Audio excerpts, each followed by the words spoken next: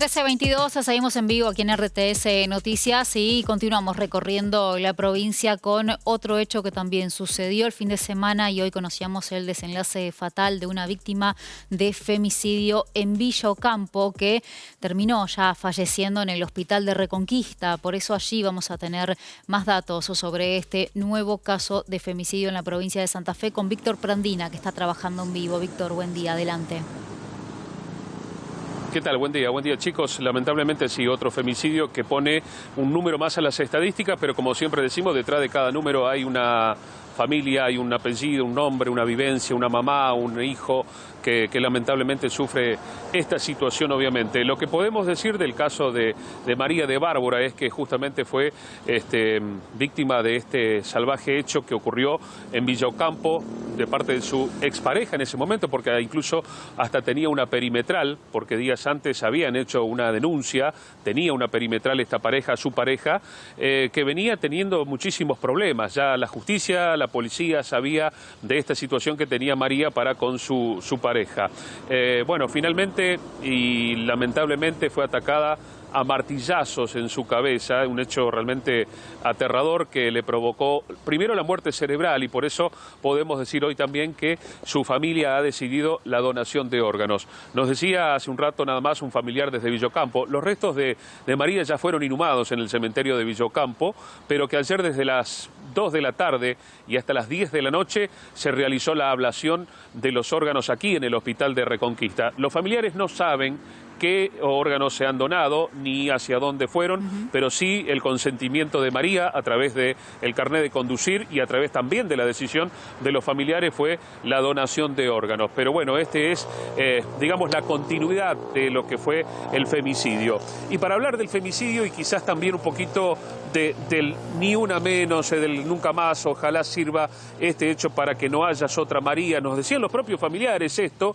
Lamentablemente volvemos a hablar de estos hechos otra vez aquí en el norte de la provincia. Está con nosotros Mariana Mesa de Mumalá, a quien vamos a saludar y precisamente vamos a hablar de este tema. Mariana, bueno, nuevamente un hecho que conmueve a la opinión pública, pero también preocupa seguramente a estas instituciones como la tuya que vienen trabajando desde hace mucho. Así es, lamentablemente contamos con una víctima más de femicidio, María Elba, de Villa Ocampo, como bien lo describías, y nosotras preocupadas porque a 10 años del primer Ni Una Menos, en días nada más vamos a conmemorar esa fecha, que decimos, insistimos, nuestra bandera sigue estando el reclamo urgente, vigente, porque las estadísticas nos muestran que las cifras no han cesado, las situaciones son cotidianas, una mujer en nuestro país es asesinada por razones de género cada 31 horas, en la provincia de Santa Fe ya llevamos 18 femicidios, somos la segunda en estadísticas en ranking a nivel nacional, nos preocupa la avanzada en violencia y también por un lado, el vaciamiento del Estado en políticas públicas a nivel nacional, provincial, que hacen que las víctimas estén desprotegidas, pero también entendemos que siguen fallando algunos circuitos, seguimos analizando rutas críticas que a la hora de garantizar la protección de una mujer, hoy una medida de restricción no es suficiente, decíamos este fin de semana, si bien hemos luchado para que las medidas se consigan, porque era muy difícil conseguir una medida de restricción en el ámbito del Poder Judicial. Bueno, con nuestro movimiento, que siempre visibilizamos qué es lo que nos falta, porque nosotras interpelamos al Estado proponiendo qué falta, dónde podemos mejorar.